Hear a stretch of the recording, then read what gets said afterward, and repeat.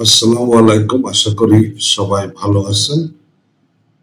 বর্তমান যে সরকার, এই সরকার আসলে বিগত যে আওয়ামী লীগ সরকার ছিল, সেই সরকারের যে বাজেট ছিল, সেই বাজেটের তুলনায় আসলে কিছুটা কাটছাট করে বাজেট প্রণয়ন করছে এবং এশিয়ান ডেভেলপমেন্ট ব্যাংক থেকে বাদ গেল ৪৯,০০০ কোটি টাকার বরাদ্দ। রেকর্ডে কাটছাট উন্নয়ন বাজেট, বার্ষিক উন্নয়ন কর্মসূচি এডিপি থেকে বাদ গেল ৪৯,০০০ কোটি টাকার বরাদ্দ। গত ৫০ বছরের মধ্যে এত বেশি বরাদ্দ কমাতে হয়নি কখনো, এমনকি করোনা মহামারীর সময়ও কমাতে হয়েছে এর থেকে অনেক কম।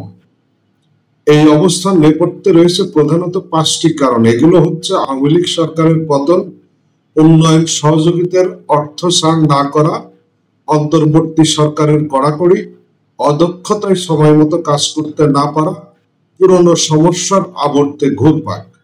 সোমবার ৩ মার্চ আর এডিপি অনুমোদন দিয়েছে জাতীয় অর্থনৈতিক পরিষদ।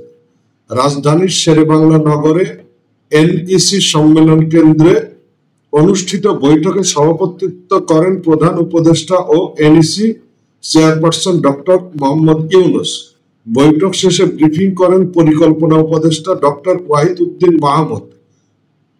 ডক্টর ওয়াহিদ উদ্দিন মাহমুদ বলেন, চলতি অর্থ বছরে আমরা চাইছি আর এডিপি ছোট থাকুক, কেননা অনেক বড় বরাদ্দ দিয়ে ব্যয় করতে না পারলে সেটি ভালো দেখায় না। সেই সঙ্গে এবার বাজেট ব্যবস্থাপনায় বড় পরিবর্তন আসছে। আগে থেকে রাজস্ব আদায় কম হওয়ায় ঘাটতি বেশি রেখে বরাদ্দ দেওয়া হবে না। তিনি বলেন, সব প্রকল্পই ইএমআইএস সফটওয়্যারের অন্তর্ভুক্তির নির্দেশ দিয়েছে প্রধান উপদেষ্টা। সেখানে থাকলে কোনটার কি অবস্থা তার আপডেট জানতে হবে। যদি কোনো প্রকল্পের আপডেট না থাকে তাহলে অর্থ মন্ত্রণালয় অর্থ ছাড় করবে না। এছাড়াও প্রকল্প গ্রহণের পরিবেশের উপর সর্বোচ্চ গুরুত্ব দেওয়ার নির্দেশ দিয়েছেন প্রধান উপদেষ্টা। আগে কিভাবে পরিবেশ অধিদপ্তরের না মতকে হ্যাঁ করা হতো সেটি আমরা সবাই জানি। এমনকি বাড়ি করতেও পরিবেশ অধিদপ্তরের ছাড়পত্র দিতে অনিয়ম হয়েছে, সেগুলো এখন কঠোরভাবে দেখা হবে। এ সময় জানানো হয়, চলতি অর্থ বছরে এডিপি তে মোট বরাদ্দ রয়েছে 2,65,000 কোটি টাকা।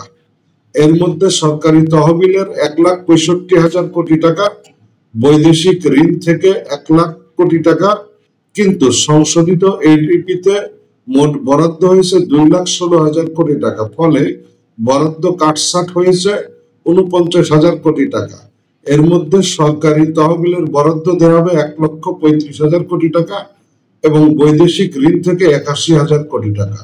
মূল এডিপিতে চলমান প্রকল্প ছিল 1,352টি প্রকল্প। এখন সংশোধিত এডিপিতে প্রকল্প বেড়ে সংখ্যা দাঁড়িয়েছে 1,437টিতে। এছাড়াও অননুমোদিত নতুন প্রকল্প কমে হয়েছে 770টি, যা মূল এডিপিতে ছিল 910টি। সংশোধিত এডিপিতে সর্বোচ্চ বরাদ্দ পাওয়া 5টি খাত হলো, পরিবহন ও যোগাযোগ খাতে 48,253 কোটি টাকা, বিদ্যুৎ ও জ্বালানি খাতে 31,897 কোটি টাকা, শিক্ষায় 20,349 কোটি টাকা, গৃহায়ন ও কমিউনিটি সুবিধাবলিতে 19,653 কোটি টাকা এবং স্থানীয় সরকার ও পল্লী উন্নয়ন খাতে বরাদ্দ দেওয়া হয়েছে 16,909 কোটি টাকা।